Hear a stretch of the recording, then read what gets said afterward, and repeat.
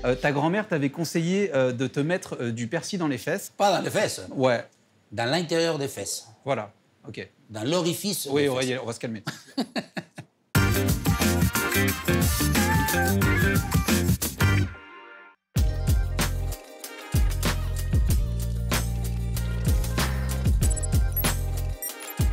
Salut Omar, tu peux te présenter en quelques mots? Absolument. Omar da Fonseca, 62 ans, vacciné. 62 ans. 62. Ouais, quand même. Quand même. Non, mais bien, tu as coiffé, petit nana. Ouais. L'extérieur, de temps en temps, un peu rafistolé, mais l'intérieur, beaucoup de beauté intérieure. Beaucoup de beauté intérieure, d'accord. Ouais, c'est pour ça que c'est pas ça flagrant, déborde. c'est à l'intérieur. Tu la sens pas. Non. Tu es consultant en Beansport depuis plusieurs années, c'est ça? Depuis 2012. 10 ans à Ouais. absolument, Ouais, presque c'est 10 ça. ans. D'accord. Tu vas garder cet accent toute l'interview? Moi, je comprends pas grand-chose. Moi non plus. Des fois, je ne sais pas si Ouais. tu as vu des rubriques où je mets des sous-titrés. Ouais. Tu te comprends, toi? Pas toujours. Pas toujours. Non, Ouais. non, On des est fois, vrai. c'est Ouais. sûr. Ouais. Des fois, je dis, ouais, je me lance, et j'ai oublié ce que j'avais dit avant. Ouais, du coup, ça devient compliqué quand même. Oui, mais tu sais que j'ai une bonne gorge. Ouais, aussi. une voix qui porte, ouais. Ah, Je pense que tous les téléspectateurs de Bean l'ont compris. Et bien parce qu'on on dit goal. On peut pas dire goal. C'est ça. Non. D'accord. Ok. Si tu devais te résumer en 3 mots, Omar. Vieux et exubérant Ouais. et romantique. Romantique. Ouais. Ah, ok. D'accord. Très romantique. Quelle classe. Si tu devais résumer ta carrière en 3 mots. Ouf. Tiède. Ouais. Disons que bon, une chance de venir en Europe. Ouais, j'ai dit 3 mots. Autrement, Ouais. non, pas possible. Pas possible. Ouais. Je savais qu'avec Omar da Fonseca, 3 mots, ça allait être compliqué, mais bon. Et oui, mais parce qu'il faut que tu d'abord puisses réfléchir qu'en Argentine, il y a des milliards de joueurs de foot. Ouais. Mais tout le monde veut dire, à mon époque encore plus. Bah, je sais pas si plus ou moins, mais beaucoup. Nous, on joue que au foot. Donc, pouvoir déjà être pro en Argentine et ensuite venir en Europe, c'était déjà un privilège, quelque chose à laquelle je suis passé entre les gouttes. On est parti de tiède, hein, c'est ça? Pour arriver là, d'accord.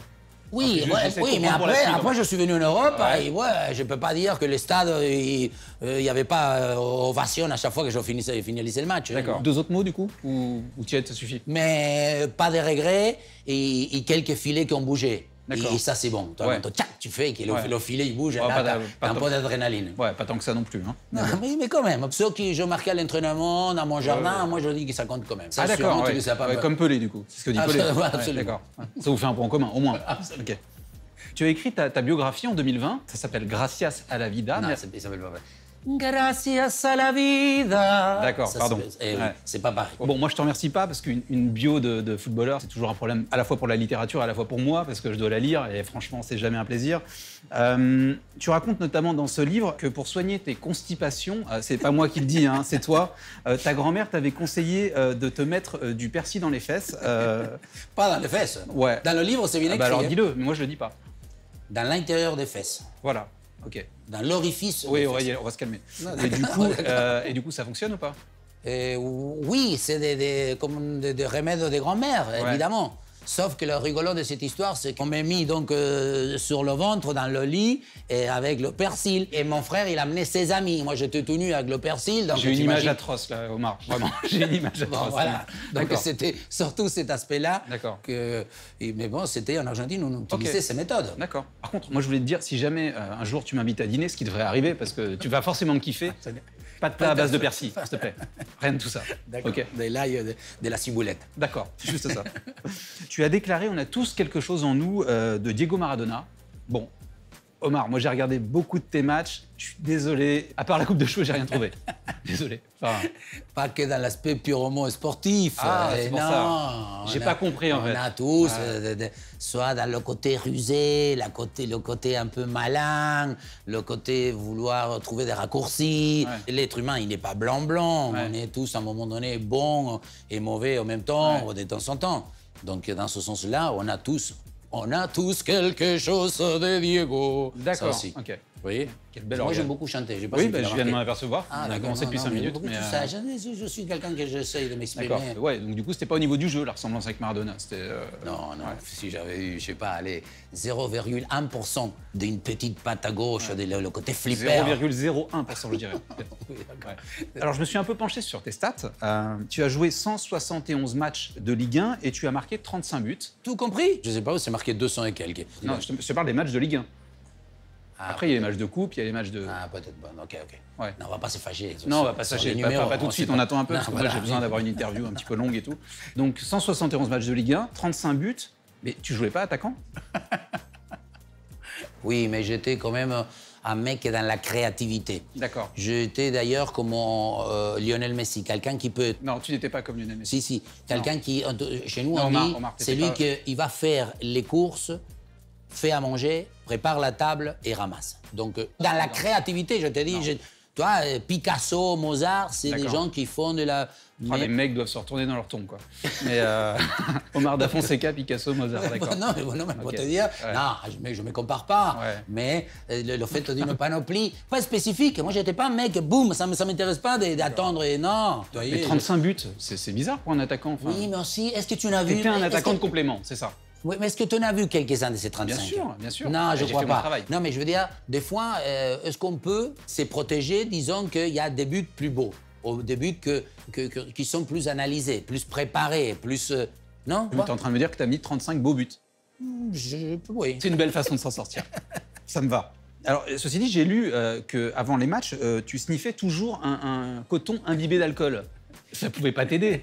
C'est normal, du coup. Quelle idée, en fait? En Argentine, ils nous donnaient toujours ça, les gens, le masseur, c'était la tradition.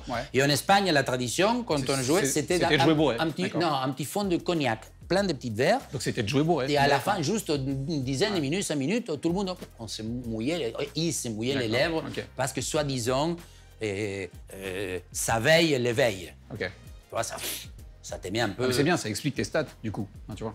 Bon, normalement, c'est justement pour que les pupilles se dilatent. Ça n'avait pas le bon effet, surtout, en tout cas.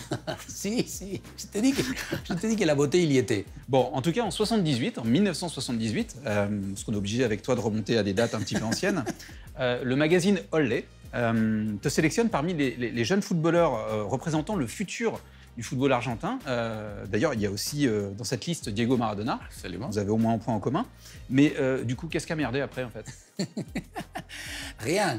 Sauf qu'il faut que... C'est là où j'aurais bien aimé que tu puisses étudier que j'ai joué 3 fois contre lui. 3 fois j'ai joué. Je sais, et à chaque fois, tu as été mieux noté que lui. Et ça, c'est toi qui le dis. J'ai rien trouvé qui le prouve. Bon? Et lui, c'est quoi? J'ai essayé de l'appeler, il répond pas. Donc, comment on fait? J'ai les journaux. J'ai les coupures de journaux, je les ai montrées, je vais te les fournir. Ce qui prouve donc qu'à partir du moment où, en confrontation directe, j'ai toujours été mieux noté que lui, par ricochet, lui en étant le meilleur du monde, j'y étais donc le meilleur joueur du monde. D'accord, génial, j'adore. Non, mais c'est fou, comme quoi, tu vois, comme quoi en faisant des gestes et en parlant plus fort que moi, t'arrives à me faire comprendre des trucs. D'accord. L'exubérance. Bravo, l'exubérance. Tu t'es occupé de la cellule de recrutement de l'AS Saint-Etienne. Alors déjà, bravo, parce que je trouve ça toujours assez admirable d'aider les gens dans le besoin. Rassure-moi, Jesse Moulin à Saint-Etienne, c'est pas toi? Non. Non. Non, il était dans le centre quand... Oui, il y était dans le centre de formation. Donc t'es un peu responsable. 20 ans en arrière. Ouais, mais t'es un peu responsable. T'aurais pu leur dire, lui, non, les gars, ça donnera rien. Enfin, je sais pas. Non, parce que quand on est dans la jeunesse... Faut pas se déresponsabiliser comme ça. Oui, mais quand on est on dit jeune, on dit toujours un potentiel futur. Et à ce moment-là... On dit aussi un potentiel foutu. Et là, en l'occurrence... là, c'était dans le futur. Ouais, d'accord. Et après, je n'ai pas suivi la suite. Tu l'as pas vu, quoi. Non, c'est dommage. Tu leur aurais enlevé une belle épine du pied, quoi. En revanche, tu as fait venir Javier Pastore à l'AS Saint-Etienne, mais finalement, il repart pour 1 euro symbolique, car, je te cite, ses tests physiques et sa capacité à franchir les paliers n'étaient pas terribles. Bon, là, j'ai pas besoin de te faire une vanne, hein, parce que c'est déjà une vanne en soi. C'est n'importe quoi, Omar. Non, mais 1 euro, c'est un paquet de curly, quoi. Enfin, je veux dire... Nous l'avons donc recruté au début. Ensuite, donc, on l'a vendu à 1 euro symbolique. Ensuite, au bout de 6 mois, il a été vendu 8 millions à Palerme. Et ensuite, au bout d'1 an, il a été vendu 40 millions. Oui, mais du coup, ça veut dire que tu ne croyais pas en Javier Pastore au début? Si, à la preuve. Moi, je l'ai fait venir. On avait fait une sélection, j'avais été le voir, j'avais amené l'entraîneur de l'époque du centre de formation parce qu'il avait 17 ans, 18, je ne me souviens plus. Mais ce qu'on parle, c'est l'aspect physique, parce qu'encore une fois, les tests physiques, tests des Cooper, l'histoire du palier, les trucs des sauts, il y a plein de domaines précis à niveau athlétique qu'il faut rentrer dans une espèce de fourchette. Et lui, c'était pas les fourchettes, il était même pas avec la petite cuillère. Bref, pour résumer, tu as raté Javier Pastore. Mais c'est vrai que enfin, en l'occurrence, tu as fait venir Pastore, donc du coup, on peut se dire que tu as un peu t'as le compas dans l'œil pour juger les joueurs. Et d'ailleurs, quand Dario Benedetto est arrivé à Marseille, tu étais le seul à dire qu'il était supérieur, voire très supérieur à Icardi, je l'ai lu. Et presque 2 ans après, écoute, tu es toujours le seul à le dire. C'est formidable. Voilà. J'ai pas dit supérieur. Bravo, monsieur Da Fonseca. Non, parce que vous êtes toujours le raccourci. Non, à un moment donné, nous, en Argentine, on fait ce qu'on appelle le concours de footballeurs. Ouais. C'est un concours, une histoire. Tu passes à des examens. Il y a plein de petits ateliers. Mais c'est fou ces digressions pour essayer de s'en sortir à chaque fois. Tu l'as dit, Omar. Non, mais je le dis, mais avec le fondement. C'est des choses prouvées, de fondement. Donc, ils nous donnent quelques barèmes sur contrôle de poitrine, ta conduite, ta frappe de balle. J'ai compris ce que tu veux dire. Mais 2 ans après, tu penses toujours que Dario Benedetto est très supérieur à Mauro Icardi? Non, très, j'ai jamais. Non. Moi, j'ai lu très. Non, bon, non, c'est toi qui même supérieur. Même supérieur. Non, ni le trait, ni le supérieur. Oh. Je dis que des points de vue de qualité intrinsèque, il a plus de qualité, Benedetto, parce qu'il a une couverture de balle, parce qu'il peut frapper en de la surface, parce qu'il a un niveau de la tête. Il sait faire plus de choses, il attaque. Ça bon, voilà, absolument. Alors que Icardi, c'est un joueur. Mais il ne nous le montrera jamais, c'est ça. Si, mais pas à Marseille. C'est l'équation performance et qualité. Des fois, il y a des joueurs qui ont très peu de qualité, ils obtiennent des performances et vice-versa. Mettons, là, aujourd'hui, là, tes qualités, tu essayes, là, mais je pense que dans la performance, c'était très bon. C'est vrai? Oui. Écoute, ça me fait plaisir. Donc voilà. Tu es en train de me dire que tu m'aimes bien, quoi. Beaucoup. Ouais. Petit sourire. Petit truc qui passe, ça fait plaisir. Ça fait plaisir. Petit côté Julio Iglesias que j'aime bien. Ouais, on doit te le dire tout le temps. Mais toi non plus, tu n'as pas. Voilà, c'est ça. Formidable. Alors, on l'a dit, tu as été agent de joueur et tu as notamment géré l'arrivée de José Luis Chilavert en Europe. Voilà, entre autres. Donc, le mec, tu l'as fait quitter le Vélez Sarsfield pour Strasbourg. Ok, on est bien d'accord. Je voulais juste savoir, il te parle encore? Non, il ne me parle plus. Voilà. Mais pas pour cette raison-là. T'es sûr? Parce qu'à moins 10 degrés, tu vois. Oui, mais il était hyper content. Hein. C'est vrai? Ah oui. Si je me souviens bien, il est arrivé, il est très en forme, si tu vois ce que je veux dire. Il est très en forme. Ah non, c'était un vrai problème. Ça a été une très mauvaise. Il avait du mal à plonger. Plutôt, c'est le sol qui avait du mal à supporter. On aurait dit un mec de 62 ans. Quoi. Ok, tu dis être un grand fan de la langue française. Je crois que tu vas beaucoup au théâtre, beaucoup au cinéma. Et tu dis vouloir faire le moins de fautes possible pour donner le bon exemple à tes petits-enfants, notamment. C'est ça? C'est dans la théorie. Ouais, mais c'est raté, hein, du coup. Oui, je suis d'accord. Ouais, oui, mais qu'est mieux que pouvoir connaître ses limites et ses défauts. Moi, je voudrais.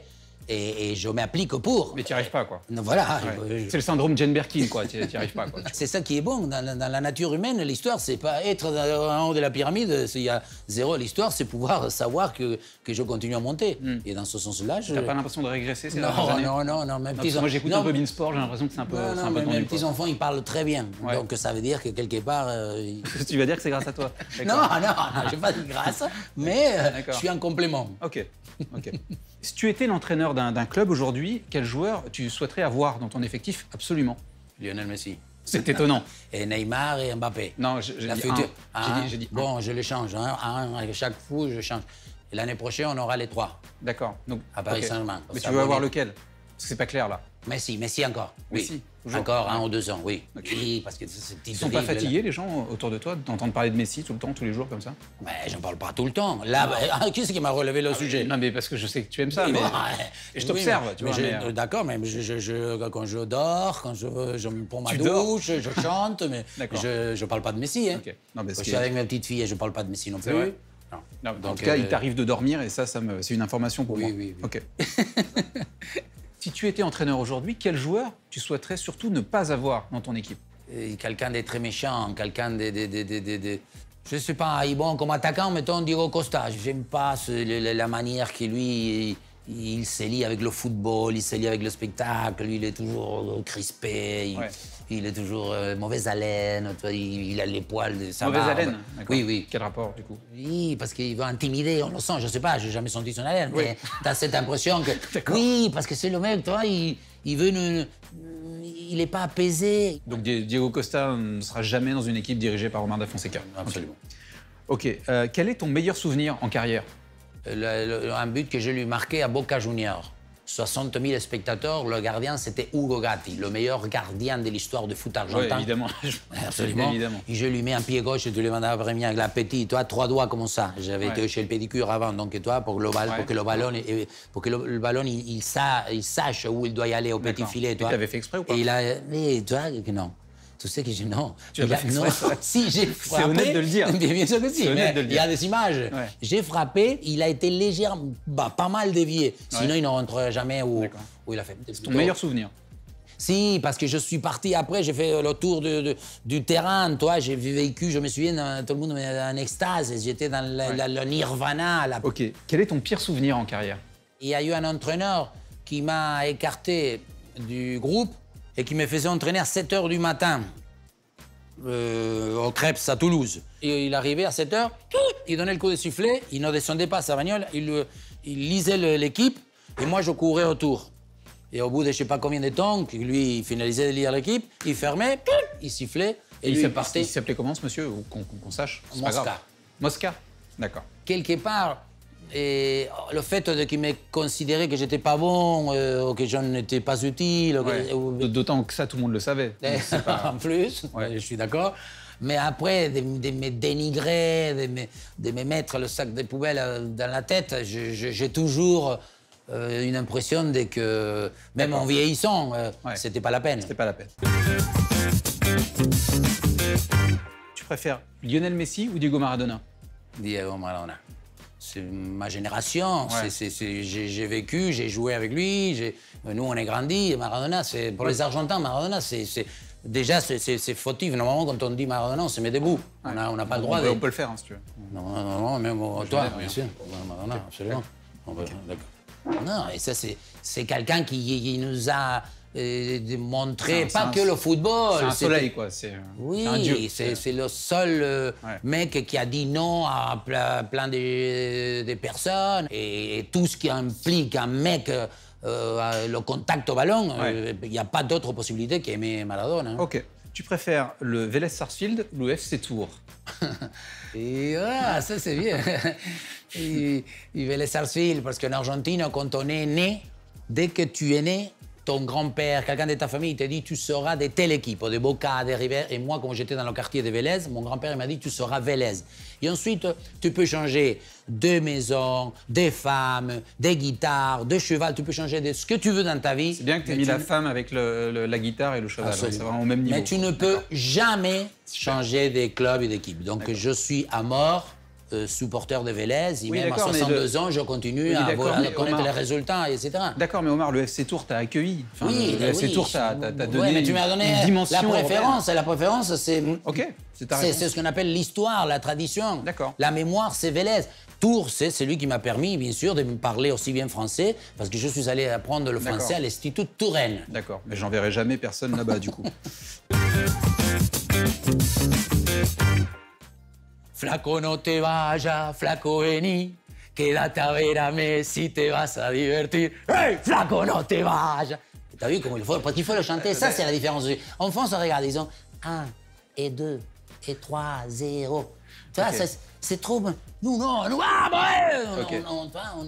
on est un peu dans l'effervescence. Des fois, on dépasse, tu sais bien. Là, parce que je suis plutôt mesuré. Mais sinon, absolument. Moi, perso, tu me fais un peu peur. Moi, tu me fais un peu flipper. Mais les gestes, là... Non, je te dis que je ne suis pas violent. Non, d'accord. Je te dis, je suis sentimental et romantique, mais pas quelle violent. voix incroyable, vraiment. Bravo. Mais je te dis que j'aime chanter. Trouve-moi la possibilité de chanter. D'accord, je vais le faire. La prochaine fois qu'on se voit, c'est pour ça. D'accord. Ouais. C'était top. Merci beaucoup. Merci. Et désolé si à un moment donné, je t'embêtais un peu. Non, tu m'embêtes pas du tout. C'est moi qui t'ai embêté. Non. Je sais pas, j'ai pas voulu. C'est juste embêtant que tu aies gardé cet accent tout le long. Alors je sais très bien que tu n'as pas d'accent d'habitude. Mais c'est pas grave. Merci beaucoup, Omar, en tout cas. Merci à toi. Merci beaucoup. Ciao.